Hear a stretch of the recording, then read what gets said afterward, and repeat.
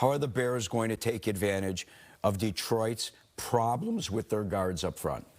Well, Javon Dexter, we know what he can do as a pass rusher, and that's where he's been more exceptional so far in his young career, even than as a run defender. And I'm very hopeful that having a deeper rotation up front allows Javon Dexter to continue to play with an enhanced energy. I was just joking about the lung capacity of Aiden Hutchinson.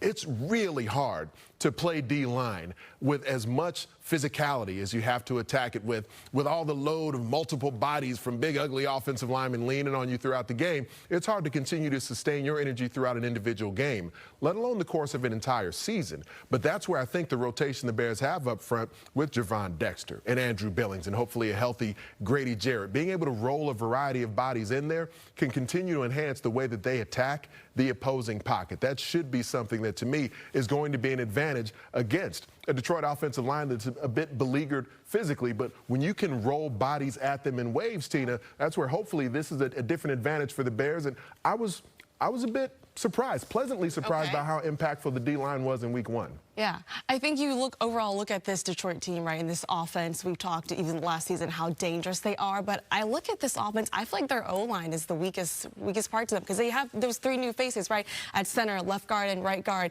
Jared Goff was sacked 4 times last week. That's a recipe for other teams to follow.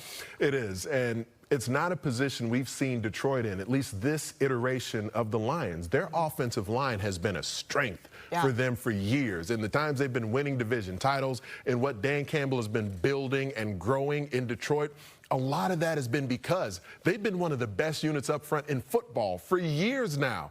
That doesn't seem to be the case, at least so far this season. So there is a different type of pressure on Jared Goff to have to be the multiplier for Detroit in a way that he hasn't had to before. He's been a high-level, productive QB, but they've been able to use it because their O-line has been so dominant. Their run game has been exceptional. Play action has been a big weapon for them. If you're not able to push people around up front on the offensive line, we've certainly had some experience with that in Chicago over the years where their O-line hasn't been at the level we've hoped the Bears' offensive line would be. So much more pressure falls on the shoulders of the quarterback. So, yes, Jared Goff is a veteran, but when your O-line isn't amongst the best in football anymore, now we'll have to see whether his performance can make up for that. Speaking of pressure, the Bears' defensive line, I thought, did a terrific job for 3 quarters against the Vikings. They put pressure on J.J. McCarthy.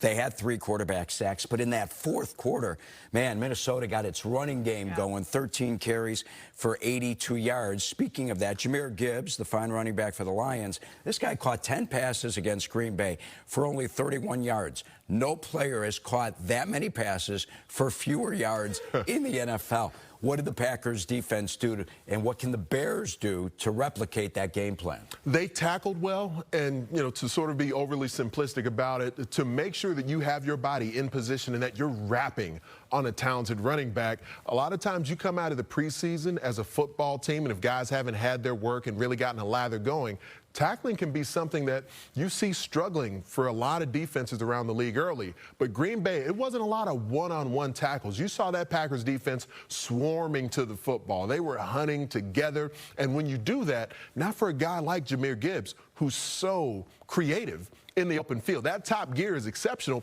but he sees angles and run lanes and cutback opportunities against the grain that a lot of running backs don't know they can even access. But when you have a variety of bodies in position to pen him in, then it makes even that creativity that's obviously in his mind, it makes it more difficult to access that. And I thought the way that Green Bay just pursued the football with energy and numbers, that was a big part of why he didn't have those big run-after-catch opportunities. Green Bay, by the way, it helps that they have number 1, chasing around quarterbacks as well. He just brings that energy Micah Parsons does.